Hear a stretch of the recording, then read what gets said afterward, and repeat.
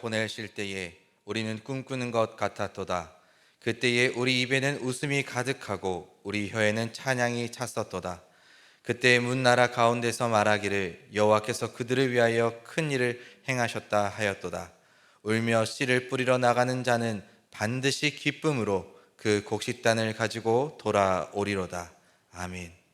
역사의 주관자 되시며 모든 억눌린 자들을 자유케 하시는 하나님 아버지, 해방 기념주의를 맞아 억압의 사슬을 끊으시고 이 민족을 다시 일어서게 하신 은혜를 기억하게 하시니 감사드립니다. 눈물로 씨를 뿌린 믿음의 선배들과 나라를 위해 희생한 이들의 수고를 기억하며 저희가 누리는 자유를 감사와 책임으로 지켜나가게 하옵소서. 아직도 저희 안에 남아있는 분열과 미움, 이념과 세대의 갈등을 치유하시고 정의와 평화가 입맞추는 나라가 되게 하옵소서. 교회가 복음으로 민족을 하나로 묶게 하시고 화해와 섬김으로 민족의 희망이 되게 하옵소서. 오늘 저희의 예배를 기쁘게 받으시고 다시 큰 일을 행하실 하나님을 바라보며 믿음으로 예배하게 하옵소서. 예수님의 이름으로 기도드립니다. 아멘.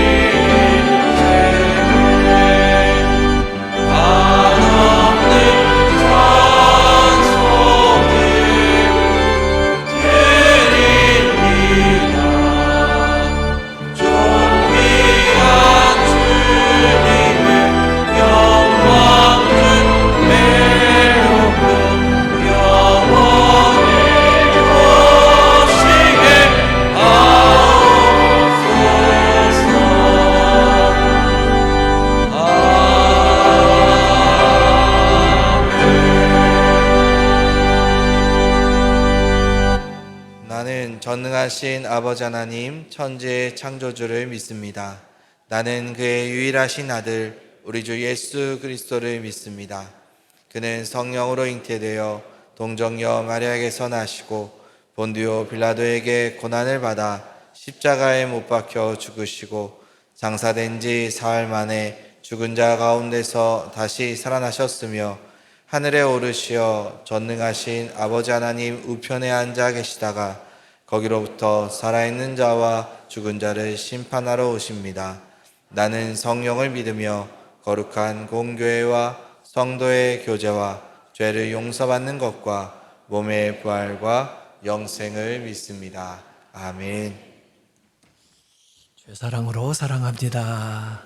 축복합니다. 돌아오는 토요일이 1945년 8월 15일 우리 광복절 81주년이 되네요. 그래서 교회에서는 해방기념주일로 그렇게 지킵니다. 튀르키예 단기 선교들 잘 다녀왔고요. 이제 이번 주 토요일에 네팔에 의료 단기 선교팀이 또 출발할 겁니다. 다음 주간에 이진이 또 가기도 하고 그렇게 진행됩니다. 120주년 우리 특별 기도, 특별 헌금, 감사 헌금 이미 완료자들이 많이 나왔습니다. 지금 또 계속 하고 계신 분들도 계시고요. 그렇게 참여하시면 좋겠고, 2층에 에베네셀 추모관이라고 해가지고 그 키오스크를 지금 만들고 있습니다. 그래서 우리 교회 할아버지 할머니든 어머니 아버지든 그 120년 역사 속에 출석하시다가 소천하신 분들 전부 거기에다가 사이트를 만들어 놓으려고 합니다. 그래서 언제든지 성함을 찍으면 그분 사진과 또 내용이 나오고 또 필요한 글도 올릴 수 있고, 그렇게 우리 교회에도 만들어 놓고 또 믿음의 전당에도 만들어 놓고 그리고 나중에는 상곡밸리에도 만들어 놓고 그렇게 하려고 해요. 그래서 가족들 가운데 이제 교회에 출석하시다가 소천하신 분들 아래 사무처에 가셔서 양식을 받아다가 주시면 그 양식대로 거기에 수록하도록 그렇게 할 테니까 계속 관심 갖고 해주시기 바랍니다. 이 시간 우리 네팔로 단기 선교 떠나는 팀 잠깐 나오세요. 또 오늘은 그 튀르키예에서 사역하고 계시는 선교사님, 그냥 제가 성만 얘기해요. 백 선교사님, 고 선교사님도 오늘 오셨는데 한번 일어서 보세요. 네, 수고하고 계십니다. 우리 박수 한번 격려해 주시고요. 네. 자, 네팔로 떠나는 사역팀 여기 주부에 나와 있습니다. 그래서 앞에 나와 있는 분 외에도 여러분 계십니다. 그래서 네팔에 건강하게 안전하게 잘 다녀오라고 우리 박수로 한번 격려해 주시기 바랍니다. 고맙습니다. 예. 작년부터 의료팀이 네팔에 갔는데 제가 지난 5월에 가보니까 너무 좋았다고, 또 너무 큰 도움이 됐다고 그렇게 감사 인사들 하더라고요. 네, 나머지 사항들은 주보 참고하시기 바랍니다. 고맙습니다.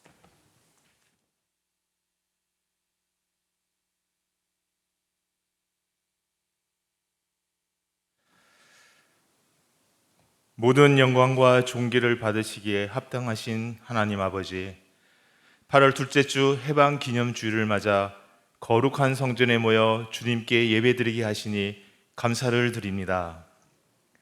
35년간 일제강점기의 어두운 그늘 속에서 신음하던 이 백성의 눈물과 기도를 들으시고 이 땅에 해방의 기쁨을 주신 주님의 은혜를 기억합니다. 국토가 피폐해지고 동족 상잔의 비극적인 전쟁까지 겪은 척박한 땅이었지만 오직 하나님의 크신 사랑과 선조들의 희생과 땀 흘린 수고를 통해 오늘날 경제와 문화 강국으로 서게 하시니 감사를 드립니다. 하지만 우리는 이 모든 것이 주님의 돌보심이었음을 잊은 채 물질과 안락함을 쫓으며 살아왔음을 고백합니다. 심령의 순수함을 잊어버리고 거짓과 이기심, 자만심에 빠졌던 우리의 죄악을 용서하여 주옵소서. 어려운 처지에 이 나라를 구원해 주시고 복 주신 은혜를 결코 잊지 않게 하시고 주님의 품을 떠나지 않는 거룩한 백성이 되게 하옵소서. 자녀들에게 온전한 믿음의 유산을 물려주는 주님의 가정들이 되게 하시옵소서.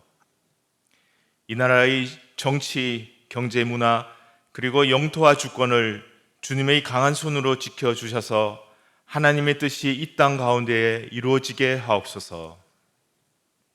오늘도 주님의 대언자로 세우신 담임 목사님께 성령의 능력을 더하여 주옵소서. 선포되는 말씀을 통해 우리 성도들의 심령이 깨어나는 은혜가 있게 하시고 병든 자가 낫고 가정의 막힌 문제들이 해결되는 역사가 나타나게 하옵소서. 비록 앞날이 답답하고 희망이 보이지 않는 광야 같은 시간을 보낼지라도 여호와 하나님으로 인해 감사와 기쁨이 끊이지 않는 삶을 살게 하옵소서. 내 영혼아, 내가 어찌하여 낭망하며 어찌하여 내 속에서 불안하여 하는가?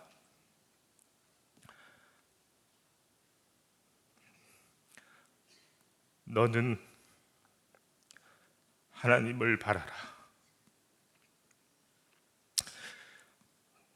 그 얼굴의 도우심으로 말미암아 내가 오히려 찬송하리로다 하신 시편 42장 5절의 말씀이 우리 삶의 신앙 고백이 되게 하옵소서.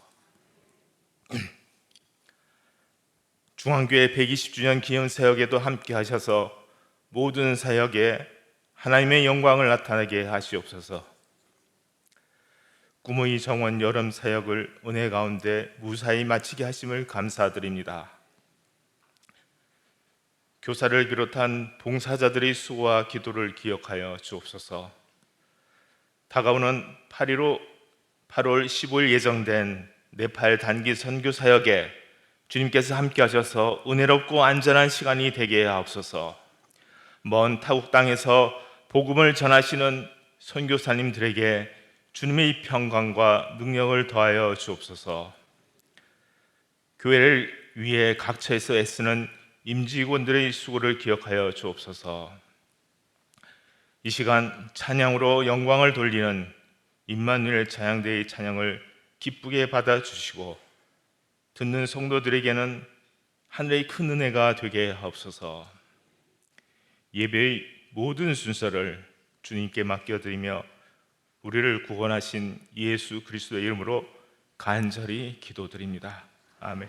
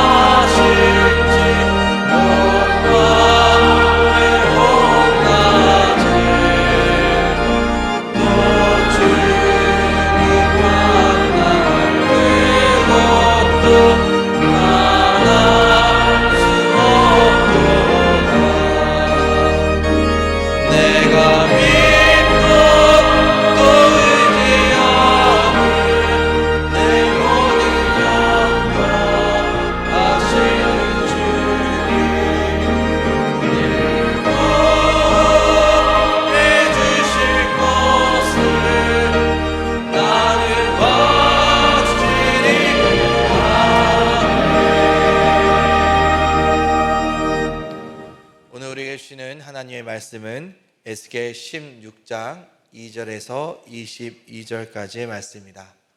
한 절씩 교독하시겠습니다.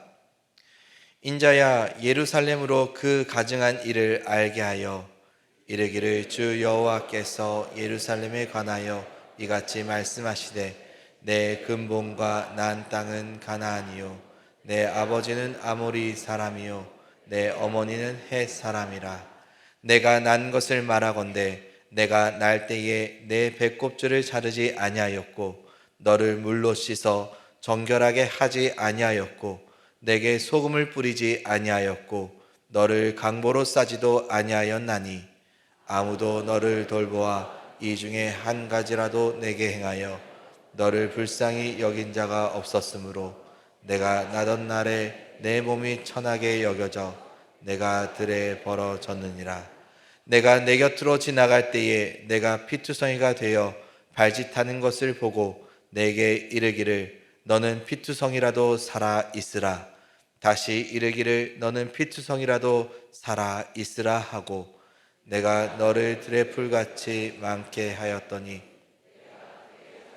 심히 아름다우며 유방이 뚜렷하고 내 머리털이 자랐으나 내가 여전히 벌거벗은 알몸이더라.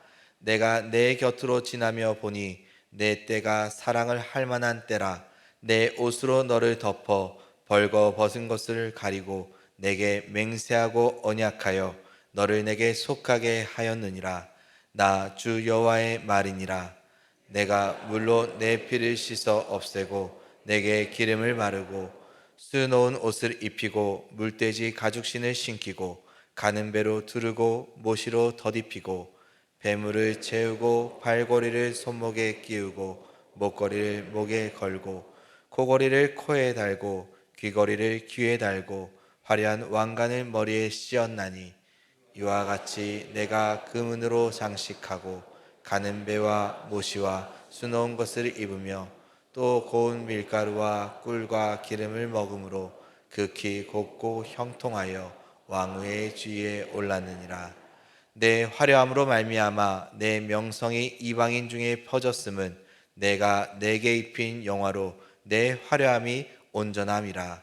나 주 여호와의 말이니라. 그러나 내가 내 화려함을 믿고 내 명성을 가지고 행음하되 지나가는 모든 자와 더불어 음란을 많이 행함으로 내 몸이 그들의 것이 되도다. 내가 내 의복을 가지고 너를 위하여 각색으로 산당을 꾸미고 거기에서 행음하였나니, 이런 일은 전무후무하니라.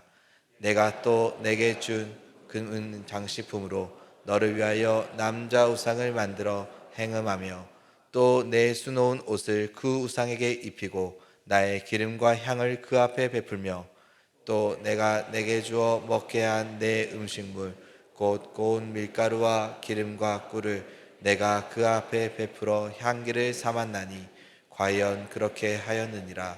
주 여호와의 말씀이니라. 또 내가 나를 위하여 낳은 내 자녀를 그들에게 데리고 가서 드려 제물로 삼아 불살랐느니라. 내가 내 음행을 작은 일로 여겨서 나의 자녀들을 죽여 우상에게 넘겨 불 가운데로 지나가게 하였느냐. 함께 읽겠습니다. 내가 어렸을 때에 벌거벗은 몸이었으며 피투성이가 되어서 발짓하던 것을 기억하지 아니하고 내가 모든 가증한 일과 음란을 행하였느니라. 하나님의 말씀입니다. 아멘. 말씀대로 살겠습니다.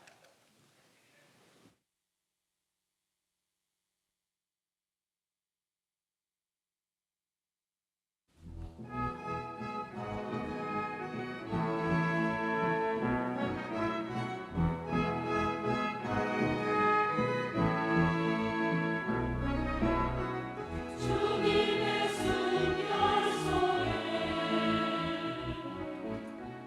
내 영혼 주를 준다.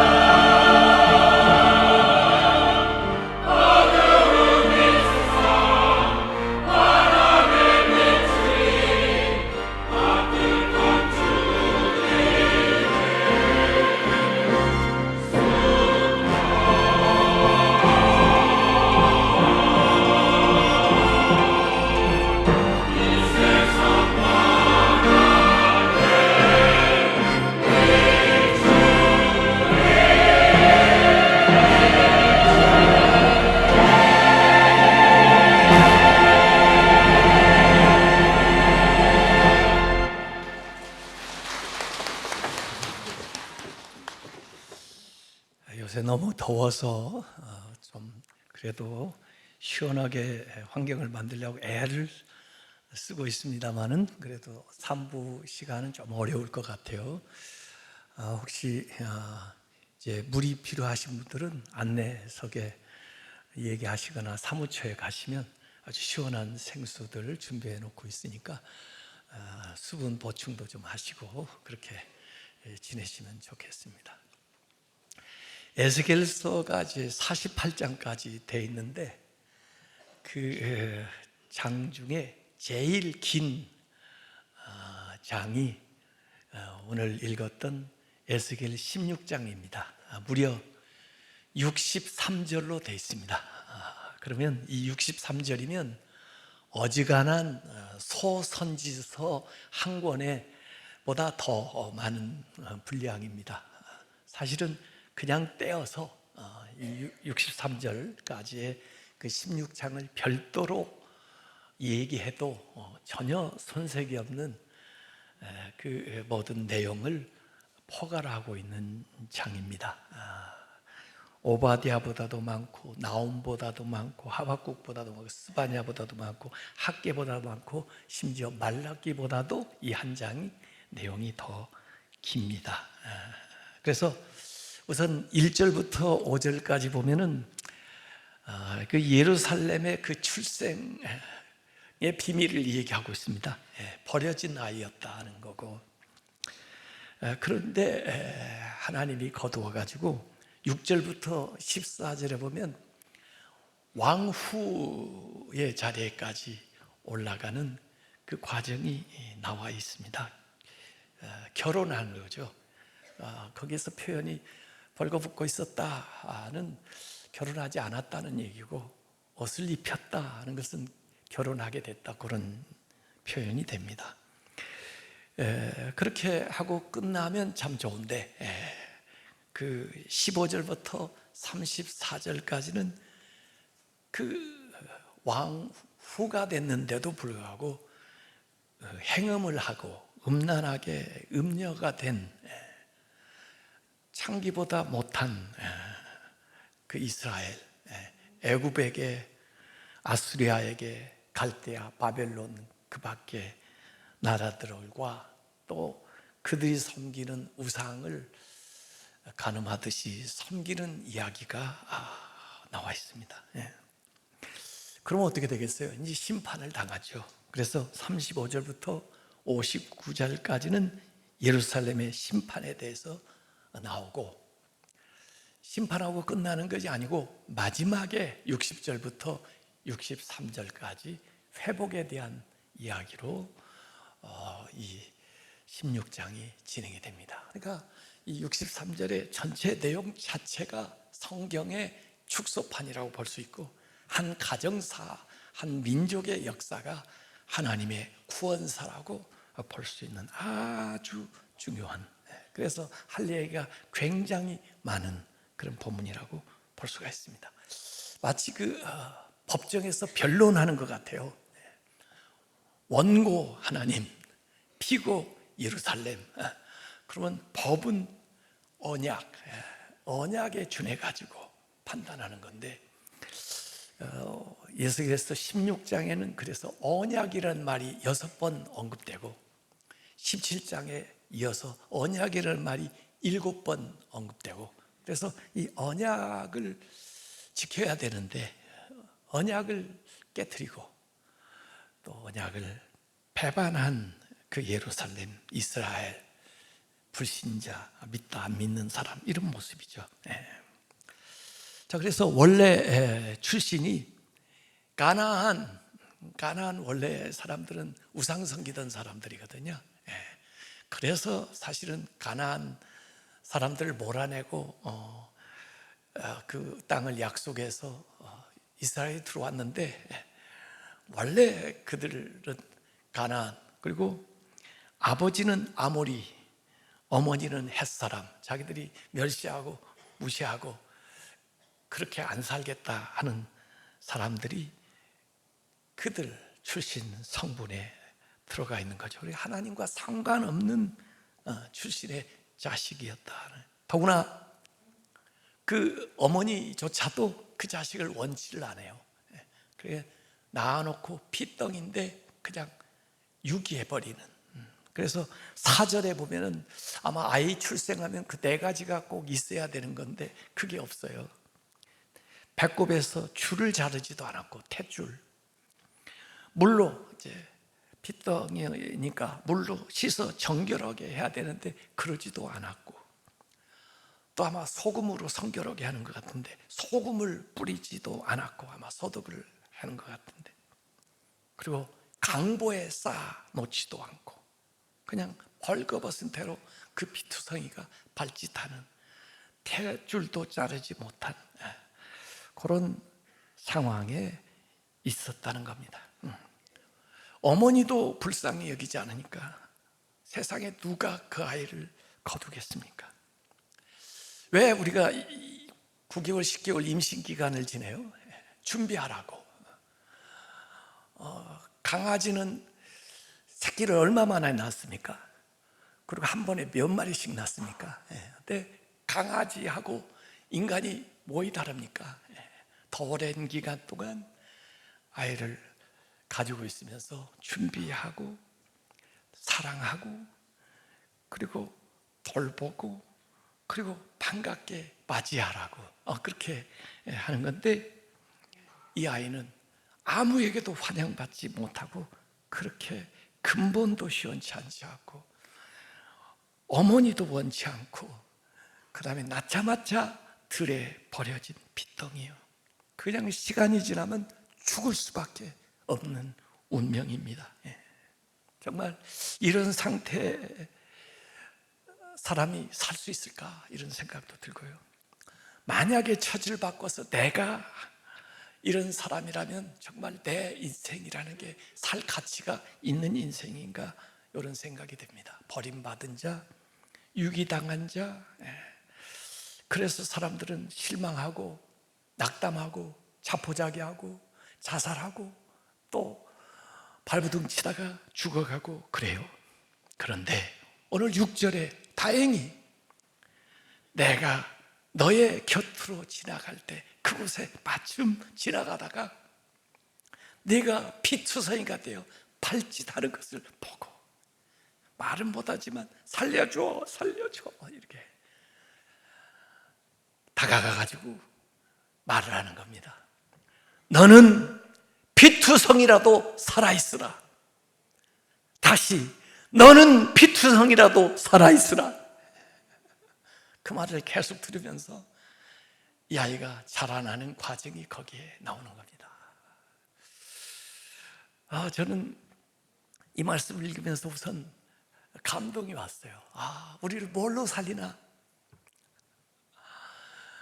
말씀으로 살리는 거예요.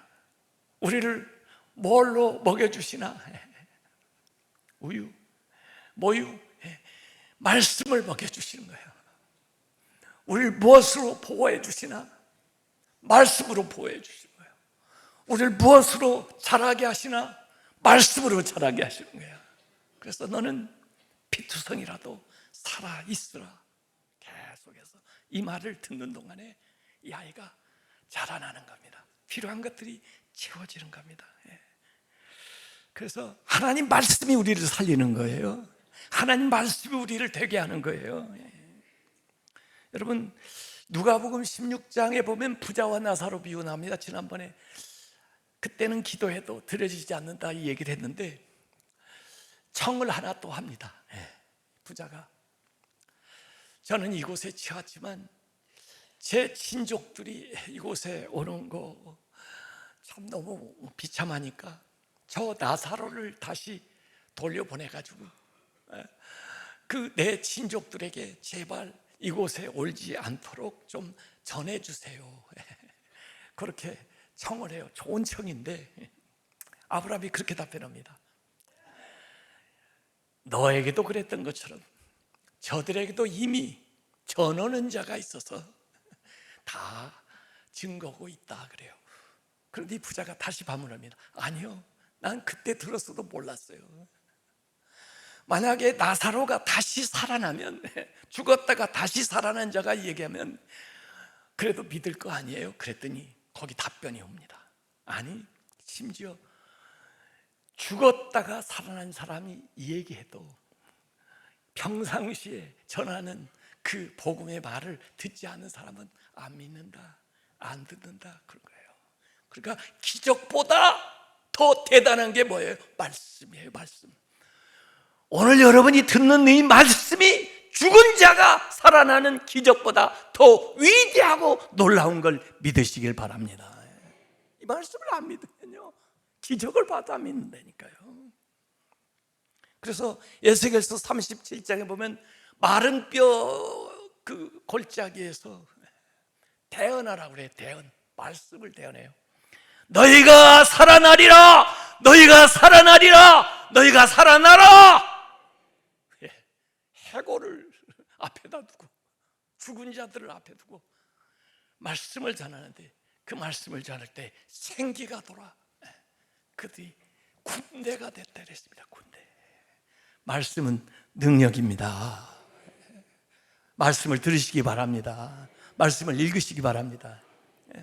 저는 다 지금 에스겔까지 읽고 있는 걸로 아는데 어떤 분이 저한테 얘기하더라고요. 다 읽는 게 아니에요. 그래서 제가 오늘 일부러 본문을 길게 읽었습니다. 왜냐하면 여기서라도 좀 읽으시라고. 난 다 믿었는데 그러면 안 돼요. 다 믿고 있는데 아마 대부분은 다 읽겠지만, 여러분, 피투성이라도 하나님의 음성을 들으십시오. 피투성이라도 살아나라. 가정의 불화로 이곳에 나와 있지만 내 마음은 피투성일 수가 있어요. 피투성이라도 살아나라. 재정적으로 파산지경의 사업도 하던 일이 어려워 피투성인 사람이 있어요. 피투성이라도 살아나라. 몸이 아파가지고 암으로 투병하면서 지금 피투성이가 된 사람이 있어요. 피투성이라도 살아나라. 이혼이나 실연이나 실직이나 낙방이나 외로움이나 치매나 심지어 식물인간 상태에 있는 피투성이라도 살아나라. 하나님의 말씀으로 살아나시길 바랍니다. 죽을 것 같아도 견디고 하루하루 살다 보면 나아질 날이 와요. 일본 그 정신과 의사 나가이 하사오라는 사람이 그런 말을 했습니다. 완벽주의자들이 오히려 자살률이 높답니다. 그러면서 진정한 영성은 완벽을 추구하는 것이 아니다. 하나님 우리 보고 하나님 되라고 하지 않거든요. 하나님 우리 보고 하나님의 형상대로 지음받은 인간이 되라 하셨지, 하나님 되라고 말하는 것은 사탄, 뱀이 아담 이브 찾아와가지고 유혹한 게 뭐예요? 하나님 같이 될 수 있다. 그 완벽주의예요. 인간이 완벽하다면 왜 십자가가 필요해요? 인간이 완벽하다면 왜 은혜가 필요해요? 인간이 완벽하다면 왜 하나님이 고치시는 역사가 필요한 겁니까? 완벽주의에 사로잡혀 사는 사람은 율법 아래 사는 사람이에요. 하나님은 연약하고 부족한 모습 그대로 우리를 사랑해 주십니다. 아들러의 그 심리학 가운데 용기의 심리학이라고 있어요. 인간이 불행한 것은 환경 탓도 아니고 능력이 부족해서도 아니고 용기가 부족한 것뿐이다. 무슨 용기냐면 행복해질 용기가 없다는 거예요. 행복해지려면 어떻게 되냐? 지금의 나를 받아들이고 결과가 어떠간에 앞으로 나아간다. 행복해지려면 남한테 미움받을 용기도 필요하다. 나는 완벽하지 않아. 나는 남의 기대를 만족시키기 위해서 사는 게 아니야. 이러고 나아가는 거죠. 여러분, 핏덩어리였지만 하나님이 개입하셔서 놀랍게 인생이 바뀐 사람들이 성경에 많이 나옵니다. 요셉 같은 사람, 피투성이가 됐죠. 그러나 하나님이 그를 놀랍게 변화시킵니다. 모세, 부모의 의도는 아니었지만 그 나라의 환경이 죽을 수밖에 없는, 그래서 갈대 상자에 놓아가지고 자기 인생을 그냥 나일강에 떠나버려야 되는 그 피투성이가 이스라엘 영도하는 지도자가 됩니다. 에스더, 양가 부모 돌아가시고 고아, 그 모르드게의 손에 자랐지만 그 대단한 왕국의 왕후가 되는 거예요. 하나님이 개입하시면 피투성이라도 얼마든지 놀랍게 변화되는 것을 믿으시길 바랍니다. 그래서 오늘 에스겔서 16장 8절에 보니까 또다시 곁에 지나가요. 피투성일 때만 지나가는 게 아니고 항상 내 옆에 지나가시면서 우리를 보고 계세요. 내가 너의 곁으로 지나다가 보니까 어느덧 자라가지고 너의 때가 사랑할 만한 때라, 사랑받을 만한 때라. 이건 결혼할 때가 됐대. 결혼 정년기라는 말이에요. 그런데 내 옷으로 너를 덮어, 옷으로 이렇게 덮는 거, 룻기를 보세요. 결혼하는 거예요. 벌거벗은 것을 가리고 결혼을 시켜주는 거예요. 그리고 딴딴따단 딴딴따단 해가지고 맹세하는 거예요. 너에게 맹세하고 언약하여 너를 내게 속하게 하였느니라. 나는 너에게 속하고, 이렇게 되는 거죠. 여러분, 그 결혼은요, 제가 이제 성경 이렇게 얹고 서약을 시키고 그러는데, 그 지퍼에 양쪽 톱니가 있죠. 근데 이게 그냥 놔두면 붙습니까? 톱니가. 가운데 뭐 있죠? 그거 뭐라 그래요? 예? 그거 뭐예요? 그 뭐라는 거? 고리? 그 고리를 이렇게 내리든지 올려야 그 지퍼가 아구가 맞아가지고 단단하게 되는 거예요. 그 고리가 언약이에요. 그 고리가. 우리는 그게 하나님이에요. 하나님이 그 가정에 계셔야 가정이 단단해지죠. 그게 하나님과 맺는 언약이에요. 너는 나에게 속하고 나는 너에게 속해 있다, 이렇게 되는 거예요. 이 에스겔은요, 사독 계열의 제사장 가문 아들이라고 그랬습니다. 그래서 이 사독 계열의 제사장들, 또 에스겔서에 보면 다윗의 언약을 강조하는데, 다윗의 언약은 다윗의 후손으로 오시는 이, 그 다음에 예루살렘. 원래 예루살렘이 어디입니까? 다윗도 그랬지만은 보잘것 없었어요. 여부수 땅이었어요. 버려진 땅이었어요. 그런데 그것을 차지하고 거룩한 성 예루살렘 된 거죠. 그래서 그걸 그렇게 13절에 표현했습니다. 극히 곱고 형통하여 황후의 지위에 올랐느니라, 이렇게 나옵니다. 그래서 이 14절에 보면 그런 말씀이 나와요. 너의 화려함으로 말미암아, 왕후가 되니까 말이에요. 그 화려함으로 말미암아 너의 명성이 예루살렘, 유다뿐 아니에요, 이방인 중에 퍼졌는데, 내가 너에게 입힌 영화로, 내가 하나님이 너에게 입혀준 영화로, 너의 그 화려함이, 아무리 화려해도 천박한 사람이 있어요. 근데 온전함이라, 온전해요. 잘 어울리는 거예요. 나 주 여호와의 말이니라, 이렇게 나왔습니다. 그래서 버려졌던 아이인데 거두어서 잘 양육해가지고 돌봐가지고 그 아름다운 옷을 입히고 보석으로 치장하니까 대단한 사람이 되어버렸어요. 치장한 것들이 성경에 나오는데 대단해 보니까. 그 수놓은 옷을 입히고요, 배와 모시로 입히고요. 얼마나 시원하겠어요. 또 폐물을 채우는데요, 팔에 다는 팔찌 채우고요, 목에 다는 목걸이 하고요, 귀에는 귀걸이 하고요, 그리고 심지어 코에다 코걸이 했습니다. 나는 왜 사람들이 코걸이 하고 다니나 했더니 여기 나와요, 코걸이. 그리고 금과 은으로 장식한 화려한 왕관, 그리고 밀가루로 우리는 거칠 게 이를 데 없는 그걸 먹고 사는데, 고운 밀가루, 꿀, 기름, 필요한 모든 것을 다 공급해 줬다는 거예요. 사실 여기까지만 얘기하면 해피엔딩, 잘 먹고 잘 살았다. 그래서 저는 이전에도 14절까지 설교한 적이 있습니다. 제가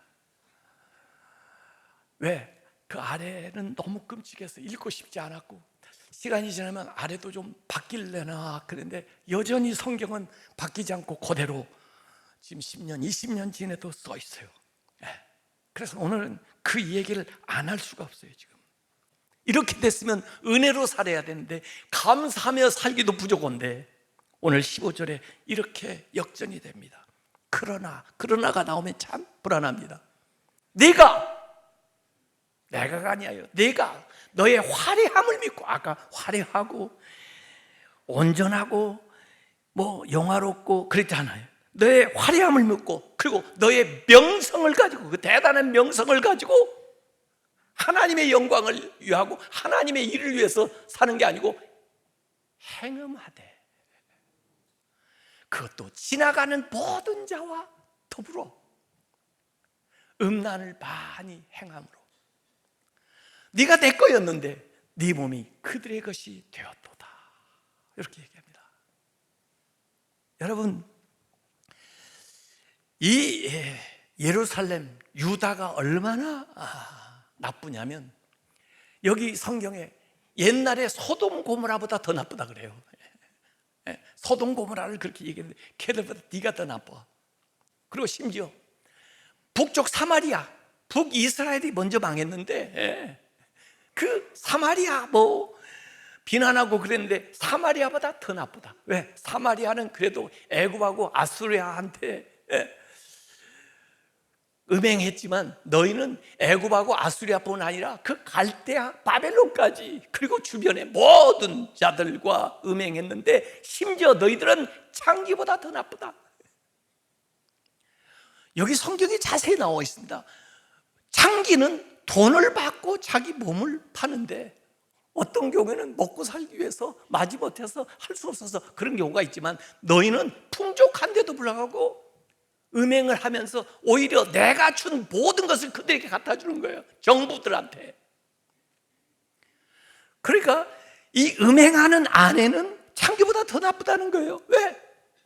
그들에게 돈을 갖다 줍니다. 내가 벌어다 준 돈인데, 내가 가져다 준 옷인데 가서 우상한테 입혀줍니다. 내가 준 향인데 가서 우상한테 향불을 피웁니다. 더구나 내가 준 선물, 그 자녀를 가지고 데려다가 우상 앞에 불태워 드리는, 몰록, 자식을 불태워 드리는 이런 끔찍한 일을 내 목전에서 너희들이 행하고 있다는 것을 하나님께서 여기에서 얘기하고 있는 거예요.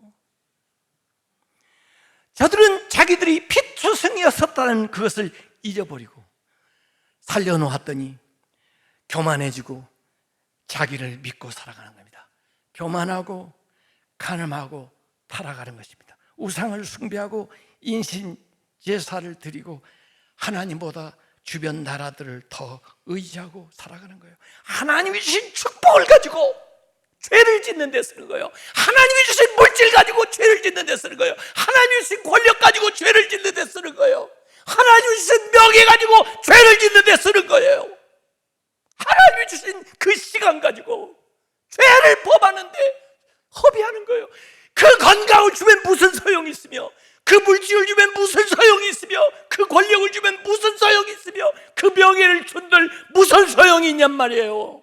더 죄를 범하는데 하나님의 온갖 축복을 가져다가 쓰는 장기맛도 못한 그 인간을 오늘 여기 이 말씀에서 얘기를 하는 겁니다. 어쩜 너희들은 그 어머니가 너를 버렸는데 그 근본도 모르면서 그 DNA는 그대로 받아가지고 네 아버지가 아모리 사람이고 네 어머니가 헷 사람이라는 것을, 네가 원래 가나안 사람이라는 걸 어쩜 그렇게 그대로 드러내고 있느냐 그 얘기입니다. 네 어머니가 하던 짓을 네가 하는도다 하고 얘기하는 겁니다. 어떻게 얘가 태어난지 알겠어요. 지금 보니까 아버지가 하는 짓을 자식이 한다면 뭐라고 하죠? 사자성어로 부전자전. 어머니가 하는 짓을 딸이 하면 뭐죠? 그건 만들어야 돼요. 원래 없는 말이에요.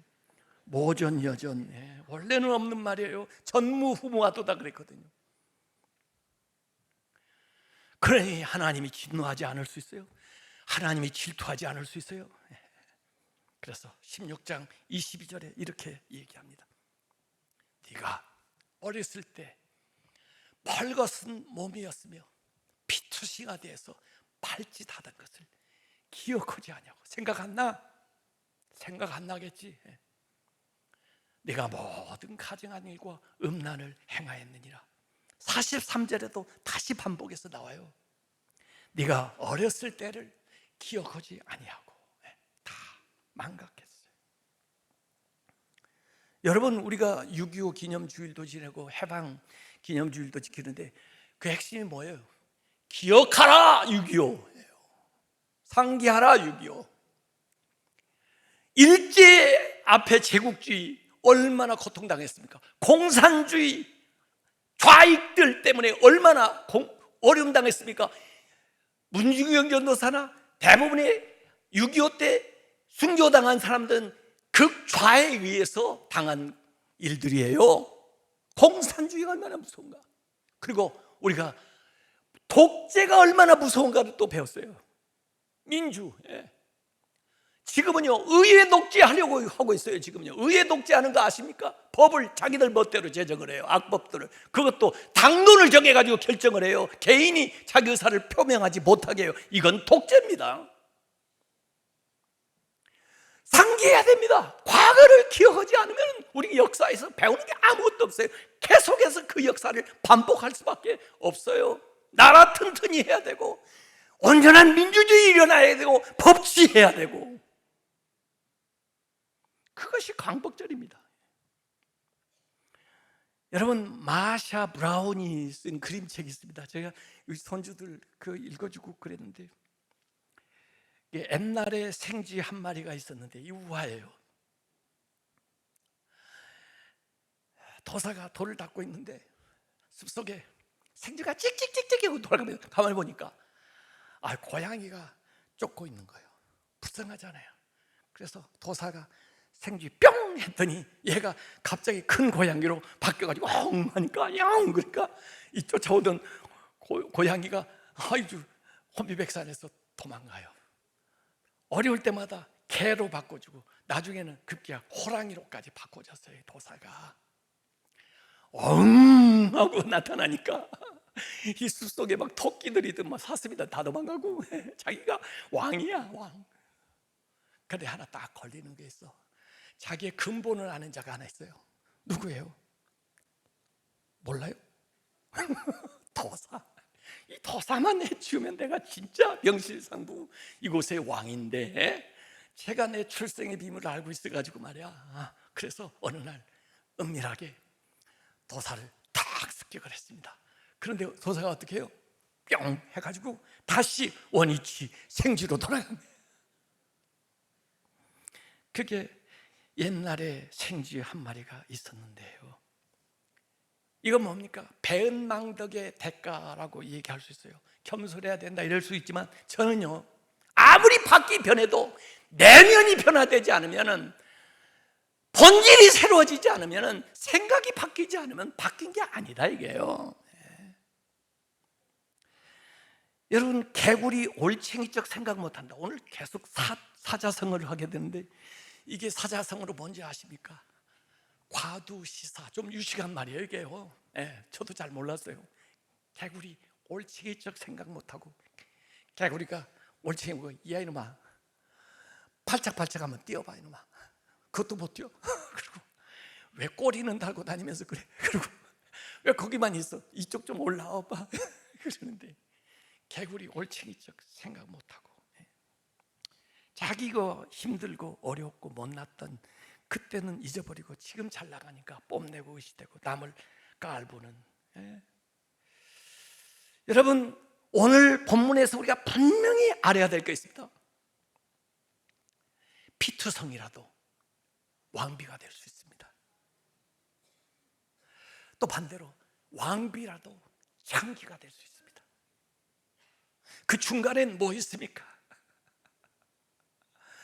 하나님을 만나면, 하나님의 말씀을 들으면, 하나님의 은혜면 피투성이라도 왕비가 될 수 있습니다. 그러나 자기 스스로 됐다고 하나님을 저버리면, 자기 마음대로 살면, 교만하면 왕비라도 장기가 될 수가 있습니다. 이게 오늘 교훈입니다. 이게 여러분, 성경에 그런 증거가 많이 나오잖아요. 요셉, 아까 모세, 에스더뿐 아니에요. 예수님의 족보에 나오는 다말, 라합, 룻, 바세바, 심지어 이들이 피투성이었지만 그러나 그들은 왕비처럼 인생을 역전했습니다. 이게. 그래서 우리가 진짜 바른 자화상, 건강한 정체성을 가지고 있어야 돼요. 나는 환경이 어떻든 누가 뭐라고 했든 나는 하나님이 사랑하는 자고 하나님이 기뻐하는 자라는 그 정체성을 가지고 살아가야 됩니다. 나는 지금 피투성이라도 얼마든지 왕비가 될 수 있다는 생각을 가지고 있어야 돼요. 여러분, 사울도 원래는 목동이었습니다. 그런데 그가 왕이 됐습니다. 근데 그 왕이 된 다음에 그가 목동이었던 것을 잊어버렸습니다. 다윗도 목동이었습니다. 그러나 그가 왕이 됐습니다. 그러나 그 왕이 됐지만 목동이었던 것을 기억하고 살았습니다. 그게 두 사람의 차이예요. 이스라엘 모든 왕들의 차이예요.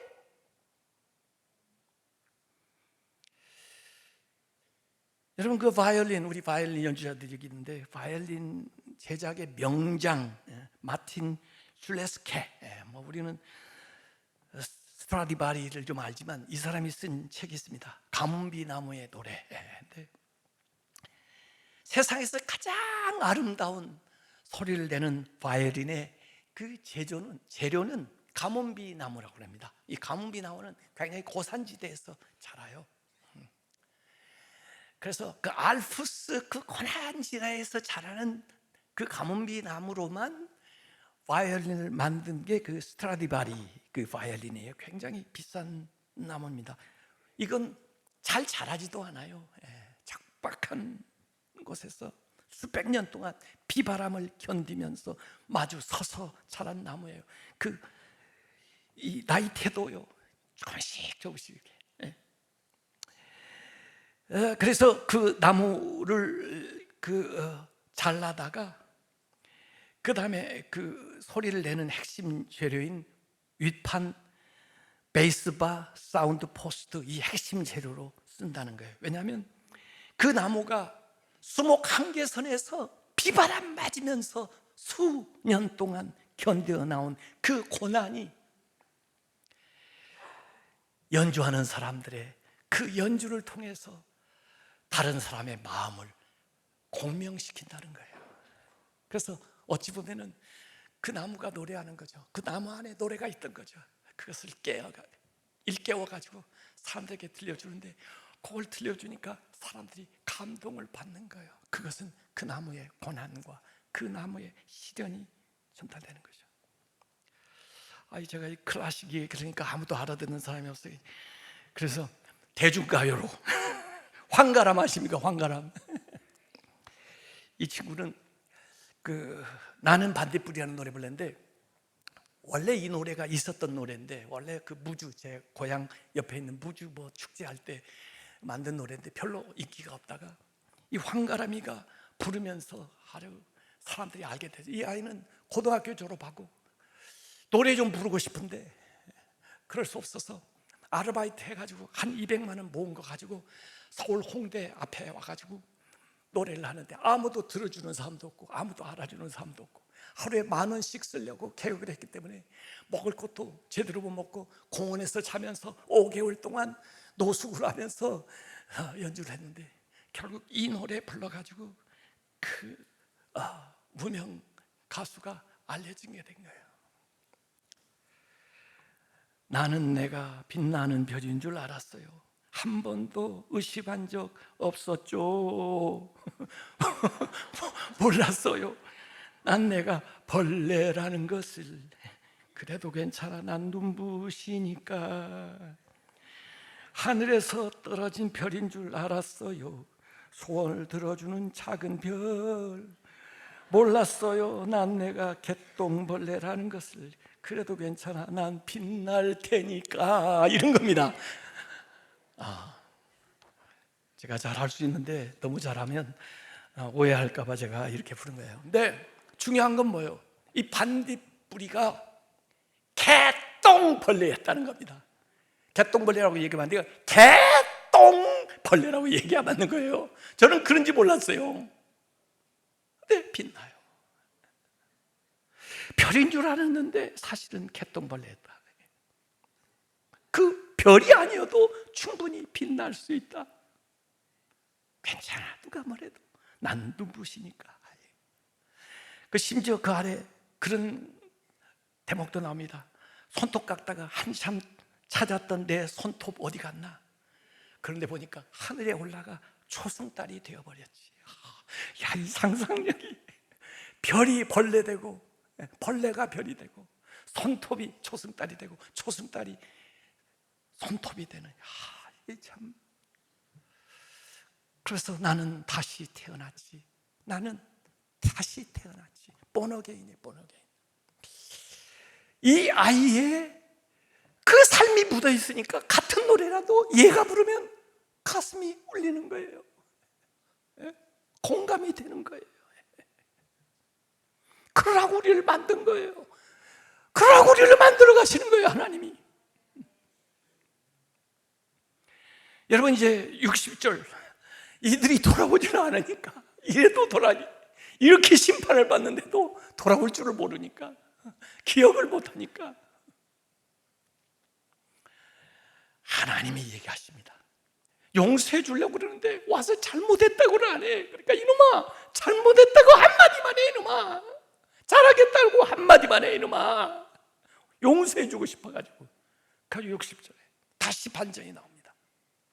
창기처럼 전락해가지고 심판받고 어려운데, 너희들이 기억 못하니까, 그러나 내가 너 어렸을 때 너와 세운 언약을 기억하고.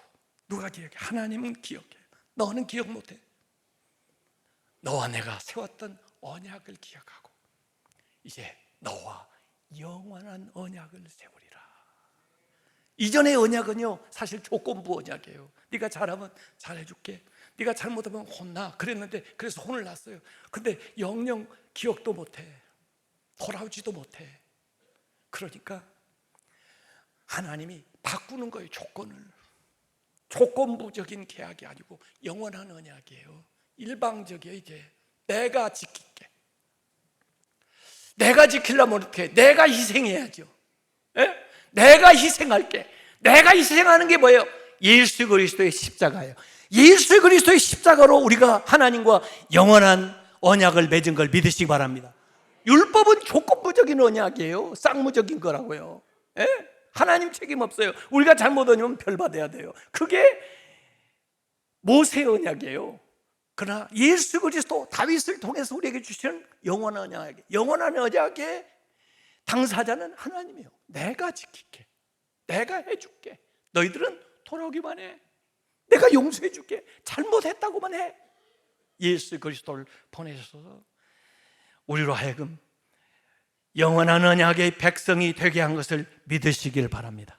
우리의 행위가 아니에요. 하나님의 은혜로 우리에게 주어지는 겁니다.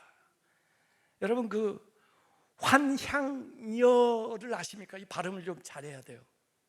세게 해가지고 환향녀 그러면 안 돼요. 원래 뜻이 뭐냐면 고향으로 돌아온 여자라는 뜻이에요. 근데 이게 1636년 병자호란 때 청나라 군대에 의해서 많은 남자들, 또 수만 명의 조선 여자들이 끌려갔어요. 강제로 끌려갔어요. 그런데 탈출해서 돌아오거나, 또 좀 돈 있는 사람들은 값을 지불하고 다시 돌아오거나, 그렇게 해가지고 조선으로 돌아온 여자들을 환향녀, 고향으로 돌아온 여자라는 얘기예요. 그러면 벗은 발로 나가서 맞이해 줘야 될 거 아닙니까? 그런데 그 당시에 6.25 사회에서는 경전을 중시하는 그런 때라 사회에서도 배척하고 가정에서도 배척해요. 그래서 돌아왔는데 이 땅에서 자살하거나 살 수가 없게 됐어요. 사실 그 사람들이 뭘 잘못했습니까? 나라가 잘못했고 임금이 잘못했지, 지도자들이 잘못했지. 피해자가 고통을 받아요. 약한 사람이 고통을 받아요. 그래서 인조가 그 환향녀를 보호하기 위해서 조서를 내립니다. 그게 인조실록에 기록되어 있어요. 홍제천, 저 자하문 저쪽을 가면 홍제천 있죠. 예. 그 북한 산에서 이렇게 물이 내려오며 지나가는 게 홍제천이에요. 예. 그 홍제천에서 이 지금 서울 도성으로, 한양 도성으로 들어오는 길목인데, 몸을 씻고 돌아오면 이전 일을 묻지 말아라. 그래서 돌아오는 여인들이 밤에 그곳에 내려가서 몸을 닦고 그리고 그 도성으로 들어와요. 과거 불문하고 다 받아들여줘요. 사회에서, 가정에서 다 받아들여요. 그래서 그 이름이 홍제천, 널리 사람을 구제하는 시대, 큰 도움을 베푸는 하천, 그걸 건너서 들어오는 거예요. 저는 그 이야기를 보면서, 야, 이게 예수의 보혈이지, 예수의 보혈로 우리를 신지. 그리고는 우리가 새 사람 돼 다시 새롭게 시작할 수 있는 삶이 되는 거예요. 우리가 피투성이라면, 피투성이라도 하나님의 은혜를 믿고 하나님의 말씀으로 살아가시기 바랍니다. 우리가 영광스러운 삶을 살게 되었다면 과거에 우리가 피투성이었음을 기억하고 오늘 주어진 것을 감사하면서 은혜로 살아가는 성도들 되시기를 바랍니다. 기도하겠습니다. 여러분, 밖으로는 멀쩡해도 우리 마음은 피투성이가 될 수가 있어요. 그래도 괜찮아요. 주님께서 여러분을 치료하시고 은혜 베푸셔서 오늘 이 시간에 말씀으로 새롭게 하십니다. 여러분이 세상에서 어떤 옷을 입고 어떤 쥐에 있고 어떤 많은 것을 누린다 할지라도 하나님 앞에는 진실해야 됩니다. 겸손해야 됩니다. 늘 은혜를 의지하고 살아가야 됩니다. 여러분이 영광스러울 때도 과거에 도우신 하나님을 기억하면서 믿음으로 감사하면서 나아가시기 바랍니다. 우리나라도 마찬가지입니다. 우리를 도와주시는 혈맹들, 또 우리가 어려움 당했을 때의 나라들을 생각하면서 우리 후손들, 우리가 더 바르고 아름다운 나라 이루어 나가는데 겸손하게 나가야 됩니다. 우리 주여 한번 부르고 잠시 기도하겠습니다. 주여, 주님께서 피투성이로 살아가는 저희들을 긍휼히 여겨주시고 하나님 치료하여 주시고 회복시켜 주시고 세워주시옵소서. 아버지 하나님, 영광스럽게 대단한 삶을 산다 할지라도 교만하지 않게 해주시고 하나님의 은혜 기억하면서 겸손하게 감사하면서 주변 사람들 돌보면서 살아갈 수 있도록 하나님 도와주옵소서.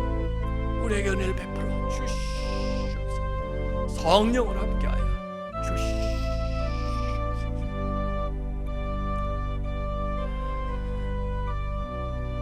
아버지 하나님, 우리 성도들 어떤 환경에서 주님 앞에 나왔든지 주님이 말씀하여 주시고 고쳐주시고 해결하여 주시고 회복시켜 주시옵소서. 존귀한 삶 살아가게 해 주옵소서.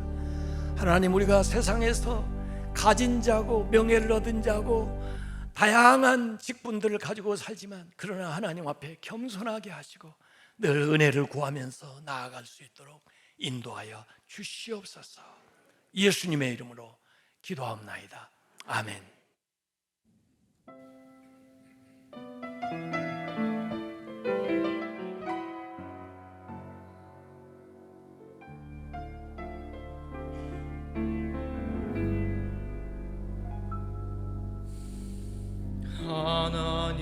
하나님이시여 주는 나의 하나님이시로다.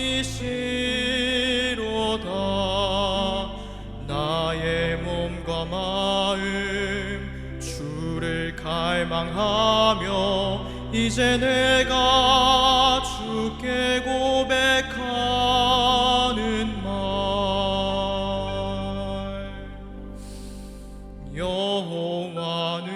여호와는 나의 힘이요 여호와는 나의 구원이시니 네가 누구를 두려워하리요 여호와는 생명의 피난처시니 주의 인자가 생명보다 나음으로 내 입술이 여호와를 찬양하리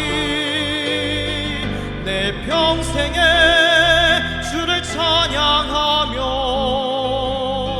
주의 이름으로 내 손 들리라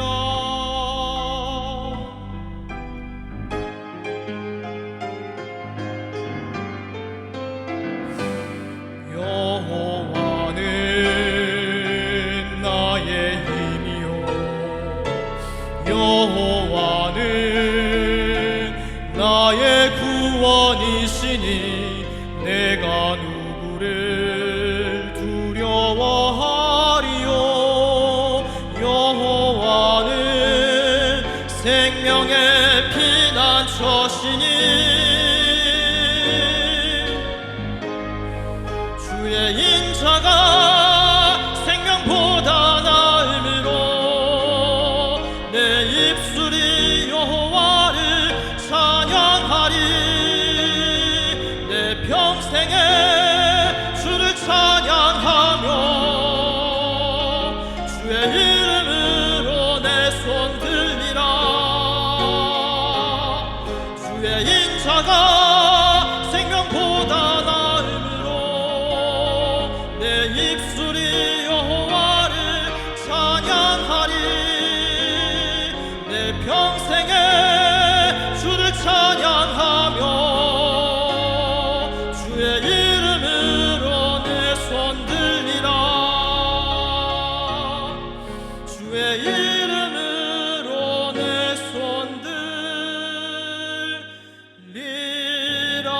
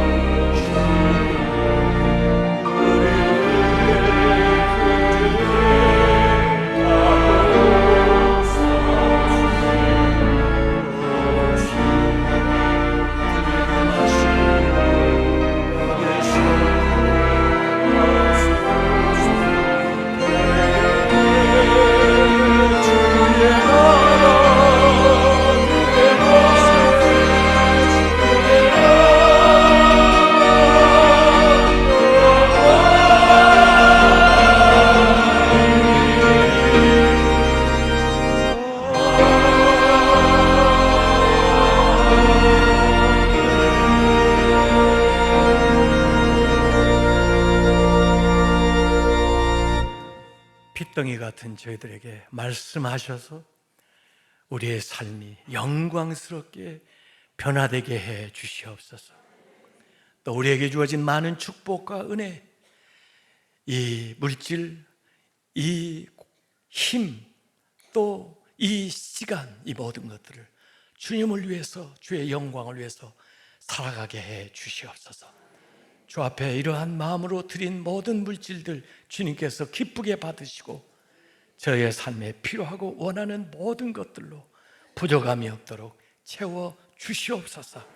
이제는 우리 주 예수 그리스도의 은혜와 하나님 아버지의 그 크신 사랑과 성령님의 감동 감화 역사하심이 이렇게 믿는 저희들에게, 이렇게 고백하는 저희들에게 이제부터 영원히 함께 하옵시기를 간절히 축원하옵나이다. 아멘.